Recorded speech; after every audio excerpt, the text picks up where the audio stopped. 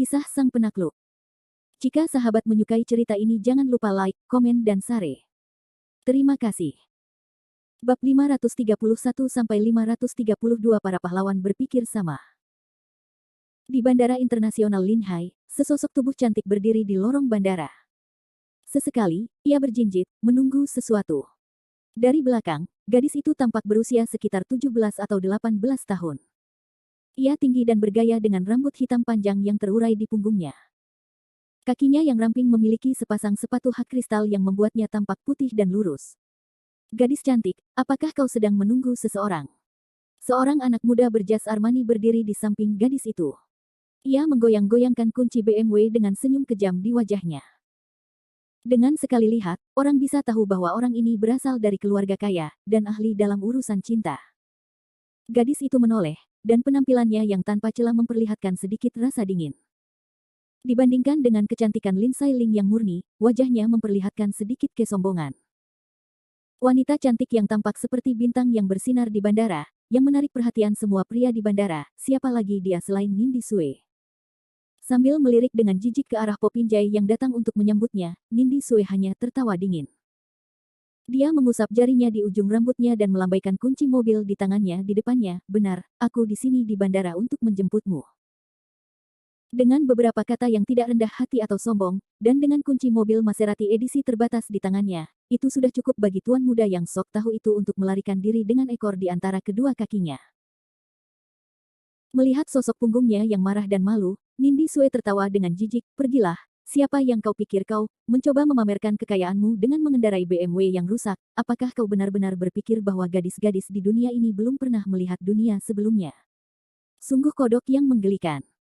Setelah dia berbicara, tatapan Nindi Sue sekali lagi jatuh ke jalan setapak menuju bandara, memperlihatkan sedikit kecemasan. Nindi Sue datang ke sini untuk menjemput pesawat hari ini, dan orang yang menyambutnya tidak lain adalah orang tuanya, yang sudah lama tidak ditemuinya. Meskipun di depan Konor Sue, Nindi Sue menunjukkan rasa jijik dan ketidakpedulian terhadap orang tuanya, tetapi orang tua kandung mereka adalah orang tua kandungnya, jadi tidak mungkin baginya untuk mengatakan bahwa dia tidak peduli. Saat itu sudah malam, dan para penonton di Bandara Internasional Linhai juga mulai bergumam. Harap diperhatikan, penerbangan dari New York ke Linhai telah tiba. Harap berkemas dan bersiap untuk meninggalkan gudang. Setelah mendapat peringatan yang baik, mata Nindi Sue menjadi lebih bersemangat, dan mulai mengamati kerumunan di jalan. Setelah lama mencari, penampakan sepasang suami istri paruh baya akhirnya muncul di mata Nindi Sue. Seketika, mata Nindi Sue menjadi basah.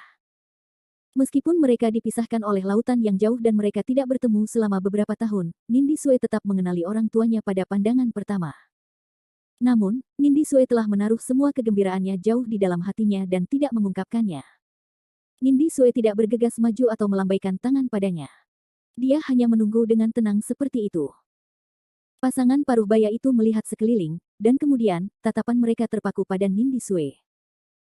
Wanita itu dengan tidak sabar berjalan maju, dan praktis berlari di depan Nindi Sue, tidak dapat menahan kegembiraan di hatinya, dan memeluk Nindi Sue dalam pelukannya.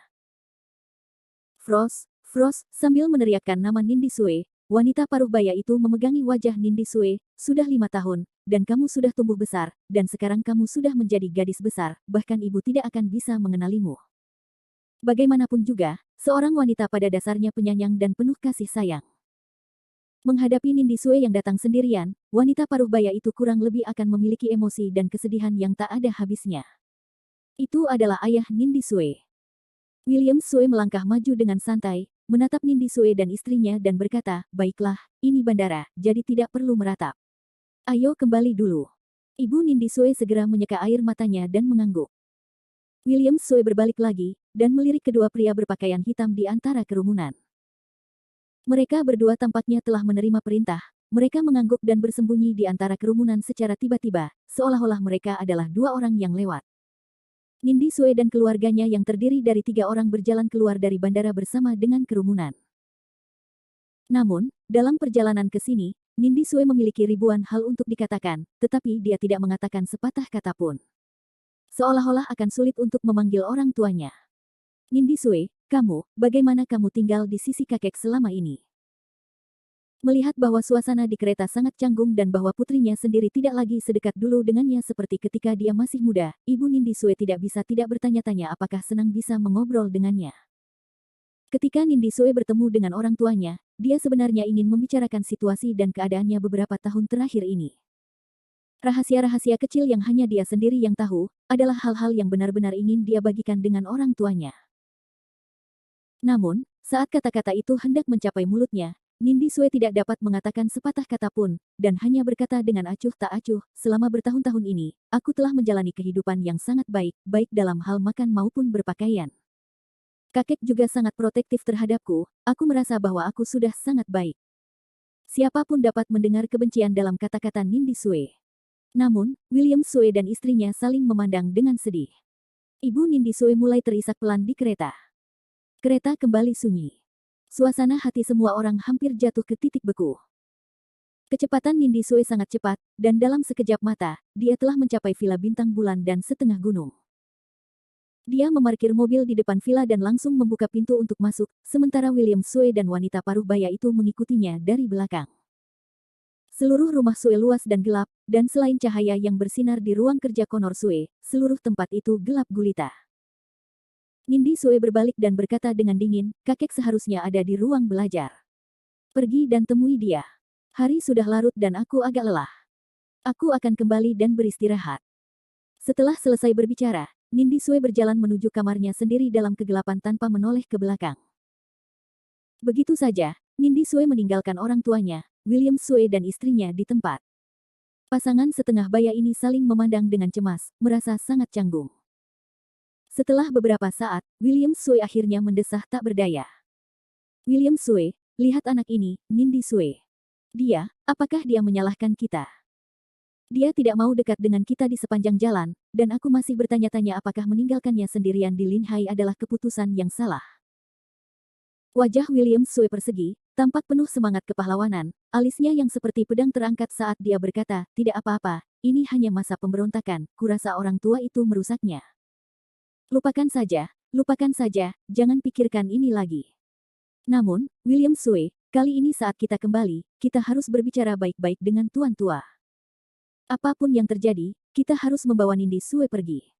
Mem, aku akan berbicara dengan tuan besar tentang ini. Ayo kita pergi ke ruang kerja lelaki tua itu dulu. Pasangan itu bergumam sendiri sebentar sebelum mereka berjalan menuju ruang kerja Connor Sue. Sebelum mereka berdua mencapai pintu, mereka mendengar tawa yang dalam dan kuat datang dari dalam. Kalian berdua, kalian akhirnya bersedia untuk kembali. Di pintu, ketika William Sue mendengar ini, dia dipenuhi dengan kegembiraan dan kegembiraan. Dia segera masuk ke ruangan dan melihat Connor Sue duduk di sisi meja. William Sue dengan hormat melangkah beberapa langkah ke depan di hadapan Connor Sue, dan berkata, ayah, aku kembali. Meskipun Connor Sue gembira di dalam hatinya, dan air mata lama mengalir di wajahnya, dia tidak bangun. Pertama, dia terluka, dan kedua, sejak zaman dahulu, tidak pernah ada alasan bagi ayah ini untuk memberi hormat kepada putranya. Jadi Connor Sue hanya duduk di sana dan melirik putra dan menantunya. Ketika tatapan Connor Sue menyapu pasangan itu, dia berseru, di mana gadis Nindi Sue itu? Mengapa dia tidak ikut dengan kalian? William Sue tidak berbicara. Namun, ibu Nindi Sue lah yang berkata, ayah, gadis Nindi Sue itu lelah berbicara. Dia kembali ke kamarnya untuk beristirahat. Dia hanya tertawa getir, menutup buku di tangannya, dan menunjuk William Sue, kamu, apa yang kamu coba buat orang tua ini mengatakan itu kepadamu? Sebagai seorang ayah, 5 tahun, kamu belum kembali untuk melihat putrimu sendiri.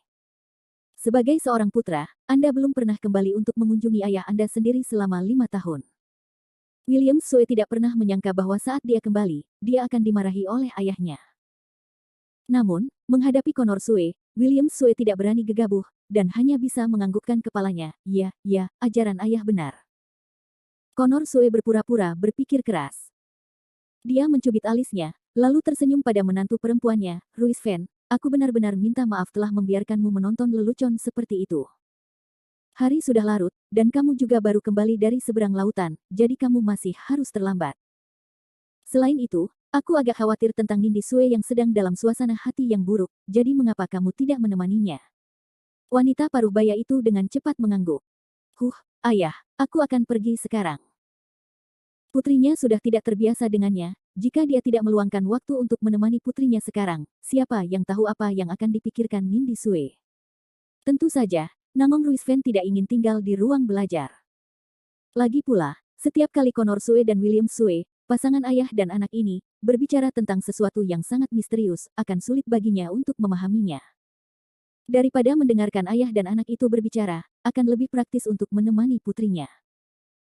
Menunggu sampai Namong Ruisven berjalan jauh darinya, William Sue akhirnya memperlihatkan senyum licik. Dia berjalan ke arah ayahnya seperti rubah kecil dan bertanya, "Ayah, apakah Anda memiliki sesuatu untuk dikatakan kepada saya setelah Anda meninggalkan Ruiven?" Connor Sue terkekeh, dan berkata, "Hehe, Anda benar-benar ayah saya, Mo Ruizi. Saya memiliki sesuatu yang ingin saya katakan kepada Anda." William Sue bergumam pada dirinya sendiri sejenak, apakah ini tentang Nindi Sue? Connor Sue tertawa, tidak buruk, tidak buruk.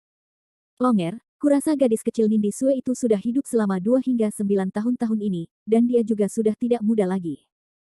Aku sedang mencoba mencari tahu apakah kita harus mengatur pernikahan untuknya sekarang. William Sue tidak pernah menyangka bahwa ayahnya akan begitu cemas, dan langsung ke pokok permasalahan. Faktanya, di mata orang tua biasa, gadis ini baru berusia 18 tahun dan sudah berada pada usia di mana dia akan bertunangan. Bahkan jika lelaki tua keluarganya memintanya, kebanyakan orang akan langsung menolaknya. Namun, sikap William Sue justru sebaliknya. Dia tertawa gembira dan berkata kepada Connor Sue, "Aku tidak akan menyembunyikannya dari ayah. Aku kembali kali ini untuk masalah ini. Sepertinya kita berdua adalah pahlawan yang berpikiran sama." Bab 532 Perang Antar Putra. Kata-kata seorang pahlawan persis seperti yang diucapkan Connor Sue dan putranya, tetapi bagaimanapun juga, kata-kata itu serupa, dan tidak persis sama. Oleh karena itu, begitu kedua belah pihak mulai bekerja sama, perbedaan di antara mereka akan seperti perbedaan antara awan dan lumpur. Melihat bahwa ayahnya sendiri memiliki pemikiran yang sama dengannya, ekspresi William Sue membuatnya tampak seperti anak kecil, dan dia tidak bisa menahan kegembiraan. Namun, Connor Sue adalah orang yang berpengalaman dan cerdik. Ketika dia mendengar apa yang dikatakan putranya, wajahnya menjadi gelap. Seperti kata pepatah, seorang putra yang bijak tidak bisa menjadi seorang ayah, tetapi ayah yang baik tidak bisa menjadi seorang putra. William Sue menghabiskan sebagian besar waktunya bepergian ke negara-negara barat. Dia selalu melakukan segala sesuatunya dengan sangat hati-hati, dan sekarang setelah dia kembali, dia menyebutkan pernikahan Nindi Sue kepadanya. Dia mungkin sudah memiliki pilihan dalam pikirannya. Baik ayah maupun anak itu saling memandang dengan cara yang licik.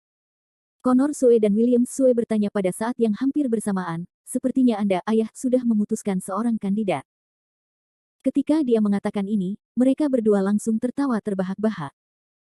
Bagaimanapun, Connor Sue adalah ayahku, jadi dia mengambil inisiatif untuk menyerang terlebih dahulu. "Aku memang punya pilihan di hatiku. Aku ingin menikahkan Nindi Sue dengannya." Tanpa menunggu Connor Sue selesai berbicara, William Sue menyela dia dan berkata, "Ayah telah melewati lebih banyak jembatan daripada yang pernah aku lalui, jadi aku secara alami percaya pada penilaian ayah. Aku ingin tahu siapa nama orang yang dibicarakan ayah itu, berapa usianya, dan seperti apa latar belakang keluarganya." Connor Sue berkata dengan lugas, "Nama anak ini adalah Kevin Ye, dan seusia dengan Nindi Sue. Mengenai latar belakang keluarganya, aku belum menyelidikinya dengan benar." Setelah insiden dengan Mia Fang, Connor Sue sudah memiliki beberapa kecurigaan terhadap keluarga Kevin Ye, tetapi dia adalah orang luar, jadi dia harus menyelidiki Kevin Ye sendiri. Dia ingin memberitahu bocah itu, jadi Connor Sue tidak berani bergerak, dan hanya bertanya-tanya. Mendengar kata-kata Connor Sue, ekspresi wajah William Sue langsung berubah, dan menjadi agak tidak senang. Kalau saja William Sue lembut, maka William Sue saat ini jauh lebih lugas. "Ayah, bagaimana mungkin pernikahan menjadi lelucon? Kamu bahkan tidak tahu tentang latar belakang pihak lawan, aku tidak setuju dengan masalah ini. Menurut etiket Timur, pernikahan ditentukan oleh perintah orang tua, dan kata-kata Mak Comblang dianggap ortodoks. Sekarang kamu bahkan tidak tahu siapa orang tuanya, aku sama sekali tidak bisa menyetujui masalah ini." Kata-kata William Sue tegas dan menyeluruh. Sebenarnya, bagaimana mungkin Connor Sue tidak tahu bahwa William Sue punya rencananya sendiri? Apa yang diperintahkan orang tuanya kepadanya, kata-kata Mak Comblang itu semua omong kosong. Connor Sue tidak akan pernah percaya bahkan jika dia dipukuli sampai mati. Connor Sue berhenti berdebat dan hanya menatap putranya dengan tenang. William Sue merasa bahwa kata-katanya terlalu kasar, jadi dia langsung tersenyum dan berkata, "Ayah, jika seperti ini, bukankah lebih baik mendengarkan orang yang aku sukai?" Connor Sue mengangguk, dan berkata, "Ceritakan padaku." Seolah-olah dia telah diberi bantuan, William Sue terkekeh dan berkata, "Di negara Mi, aku berhasil menemukan jodoh yang baik untuk Nindi Sue. Dia masih muda dan menjanjikan. Namanya Zhan Musi, ayahnya adalah kepala keluarga Fulan Kelin, dan juga CEO Citibank negara Mi. Yang lebih penting, Fulan Kelin tua adalah perwakilan dari Komisi Kerangka Negara Mi." Awalnya, sikap Connor Sue tidak banyak berubah, tetapi ketika dia mendengar kata-kata perkumpulan kerangka, ekspresi Connor Sue menjadi sangat buruk. Perkumpulan kerangka. Suara Connor Sue menjadi tegas, "Longer, aku tidak menyangka bahwa setelah bertahun-tahun, kamu masih mencoba mencari keberadaan perkumpulan kerangka.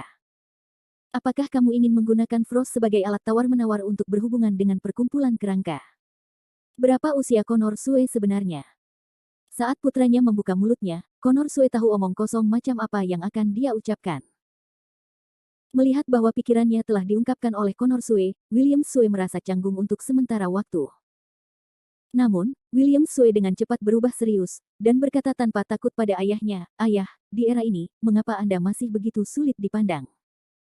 Kerangka adalah organisasi terkuat di sana, dan begitu saya dapat bergabung dengan organisasi itu, status dan posisi saya akan benar-benar berbeda."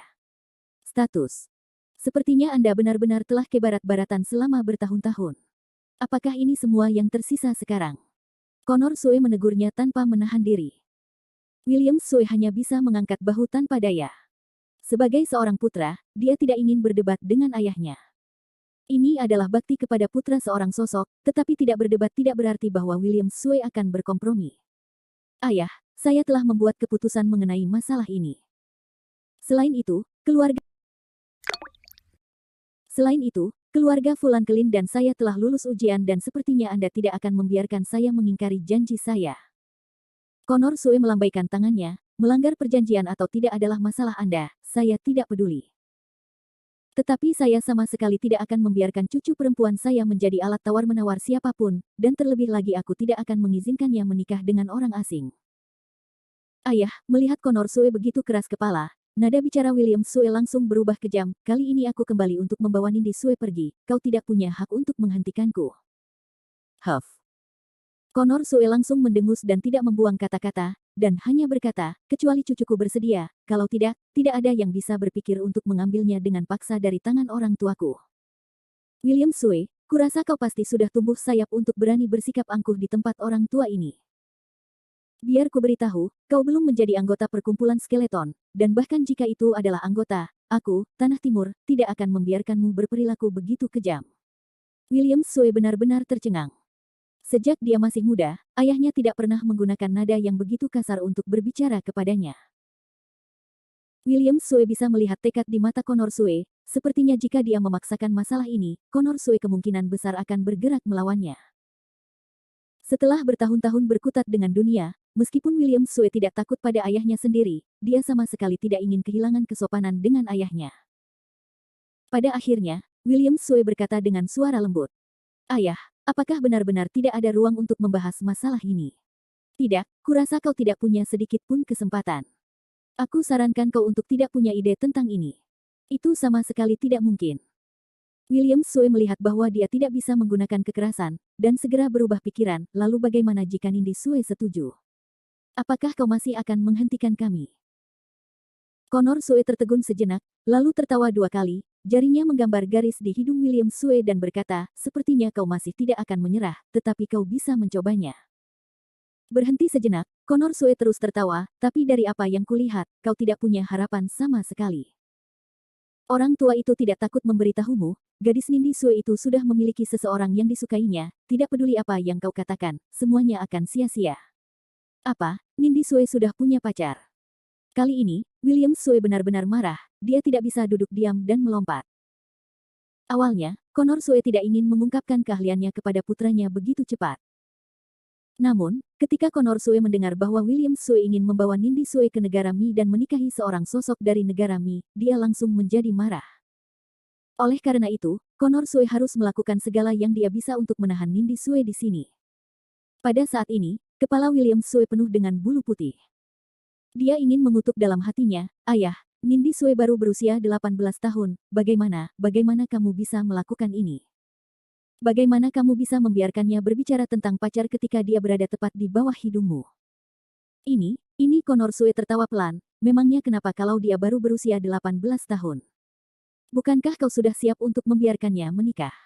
Mencari pacar bukanlah dosa besar. Lagi pula, lelaki tua ini membiarkan Nindi Sue jatuh cinta, jadi apa yang kau inginkan? Dengan izinmu." Meskipun William Sue menggaruk hatinya dengan cakarnya, IQ-nya tidak menurun sama sekali. Dia hanya berbalik untuk memikirkan sesuatu dan berkata, "Kevin Ye, kau mengatakan bahwa pacar Nindi Sue adalah anak laki-laki bernama Kevin Ye dengan identitas yang tidak diketahui." Connor Sue terkekeh, dengan ekspresi percaya diri di wajahnya, "Tentu saja." Dalam sekejap, semua pori-pori di tubuh William Sue mengendur, ketidakberdayaannya terhadap Connor Sue langsung berubah menjadi penghinaan dan kebencian terhadap Kevin Ye. Jika Kevin Ye hadir di tempat kejadian saat ini, dia pasti akan memarahi ayah dan anak itu. "Apa yang kalian berdua coba lakukan?" Alasannya sederhana. Semua ayah pasti akan merasa tidak senang terhadap menantu laki-laki mereka sendiri, terutama jika mereka tidak bisa mendapatkan menantu laki-laki mereka sendiri. Terlebih lagi, penampilan Kevin Ye tampaknya telah menjadi penghalang bagi William Sue. Pernikahan yang telah ia rancang untuk Nindi Sue, jika ia tidak menyingkirkan Kevin Ye ini terlebih dahulu, akan terlalu sulit untuk dihadapi. Namun, Connor Sue sengaja menambahkan sedikit hal lagi pada kata-kata putranya. William Sue adalah putranya bahkan di dunia yang asing seperti itu. Kapan Connor Sue pernah ingin selalu menjadi kebalikan dari putranya dan menjadi orang tua yang feodal? Namun, ada 100 Connor Sue yang tidak mau melepaskannya, dan ada 1000 dari mereka. Oleh karena itu, membawa Kevin Ye keluar saat ini akan memungkinkan calon ayah mertua dan menantu laki-laki ini untuk bertarung sebentar, dan tidak akan menyakiti Daya. Malam itu, di ruang belajar Sus Mansion, William Sue dan Connor Sue berbicara untuk waktu yang sangat lama. Dari diskusi di awal hingga konflik di akhir, suara-suara itu semakin keras dan keras. Baru setelah warna putih perut ikan itu, William Sue akhirnya membanting pintu dan meninggalkan ruang kerja Connor Sue. Setelah William Sue pergi, dia tidak mencari istrinya sendiri, Nangong Ruisven, juga tidak mencari putrinya sendiri. Sebaliknya, dia pergi ke halaman rumah Sue sendirian, menyalakan cerutu, dan mengisapnya 2 kali. Saat dia mengatakan itu, William Sue tiba-tiba melambaikan tangannya ke arah kegelapan, dan memerintahkan dengan nada memerintah, "Kalian berdua pergi dan selidiki siapa sebenarnya ini, dan dari mana dia berasal." "Baik, bos." Dengan itu, kedua sosok itu tiba-tiba menghilang ke dalam kegelapan dinding, dan William Sue menatap mereka dengan ekspresi yang bahkan lebih tidak senang.